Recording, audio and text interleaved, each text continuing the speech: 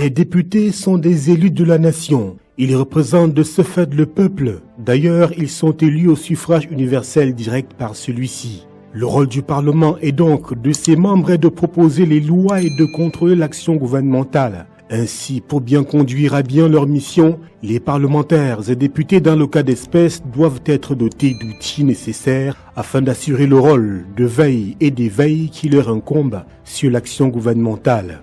C'est donc dans ce sens que le gouvernement, à travers le ministre des Finances, a mis à la disposition de l'agent comptable de l'Assemblée nationale du Cameroun la somme de 4 milliards 197 millions de francs CFA, toutes taxes comprises.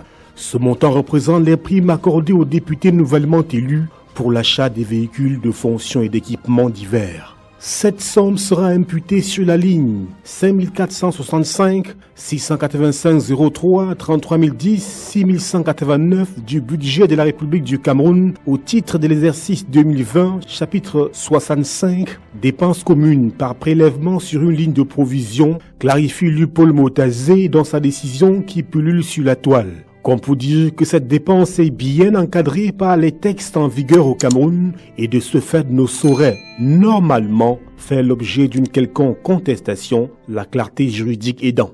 Mais voilà justement où se trouve le problème. Il est résumé dans l'expression « normalement », c'est-à-dire comme d'habitude, ou alors si rien d'exceptionnel ne survient.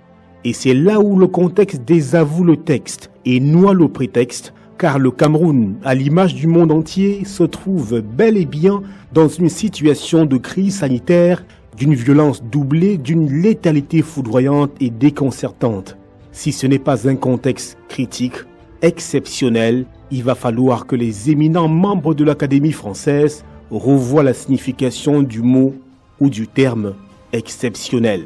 En effet, avec plus de 6000 cas de malades positifs au Covid-19 enregistrés, dont une montée fulgurante depuis une dizaine de jours, les manifestations de la maladie ont atteint des proportions plus qu'alarmantes, laissant planer au quotidien le prisme d'une généralisation de la maladie favorisée, et il faut le souligner quelque part, par sa banalisation à travers le mépris de l'observance des mesures barrières prescrites par le gouvernement dans le cadre de la riposte contre cette pandémie du coronavirus. Autrement, les jours à venir s'annoncent plutôt difficiles et face à l'indiscipline caractérisée de certains Camerounais, il va falloir s'investir davantage, redoubler d'ardeur et de vigilance, ce qui nécessite des moyens colossaux dont l'État ne dispose pas. En d'autres termes, nous sommes dans une étape critique de la maladie qui fait appel à beaucoup de moyens et pour s'en convaincre, le gouvernement a indiqué attendre près de 294 milliards de francs CFA de ses partenaires pour amortir le choc du coronavirus en soutenant le secteur socio-économique. Pendant ce temps, plus de 4 milliards de francs CFA sont distribués aux nouveaux députés. On peut alors comprendre l'incohérence soulignée par nombre de compatriotes abasourdis par les ravages du Covid-19 qui s'accentuent à un rythme effréné aujourd'hui. Quelle action du gouvernement vont-ils contrôler à bord de VX chromés? Si les populations sont démunies face au Covid-19, faut-il choisir entre investir dans le contrôle de l'action gouvernementale et doter le pays et sa population du matériel nécessaire dans la prévention et la prise en charge du Covid-19?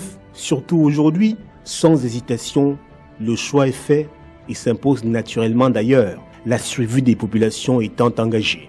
Encore que sans vouloir rentrer dans les détails, les députés bénéficient des salaires et des avantages conséquents, ce qui les place tout de même bien au-dessus et à l'abri des besoins basiques du citoyen lambda. La discorde née de la question au sein des députés sur l'usage de ces fonds mis à leur disposition renseigne d'ailleurs à suffisance sur cette réalité. La régularité revendiquée à raison par le gouvernement à travers cette initiative devrait en cette circonstance exceptionnelle s'effacer pour laisser place à l'opportunité, celle ultime et pour laquelle ces députés ont été élus d'ailleurs pour y contribuer, de sauver des vies.